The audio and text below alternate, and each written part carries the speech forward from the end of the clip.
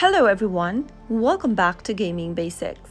In today's video, I'm going to show you how to redeem Hunting Sniper game code. So let's get started without wasting more of our time. Launch Open Hunting Sniper application on your device and make sure that you are inside the main homepage. Once you're in, go ahead and tap on the settings or the gear button at the top right hand corner. This will open up options menu. Now click on the game option at the top and then tap on redemption code in green. Enter the redemption code exactly as it appears in your redemption game code source and then tap on redeem. Also make sure to type it accurately, including any dashes or special characters, and after you tap on the redeem button, follow the on-screen instructions to confirm the redemption of the code. Once the code is successfully redeemed, you should have access to the game or any of the product provided to you. That is how you can easily redeem your game code for Hunting Sniper. If you found the video to be helpful,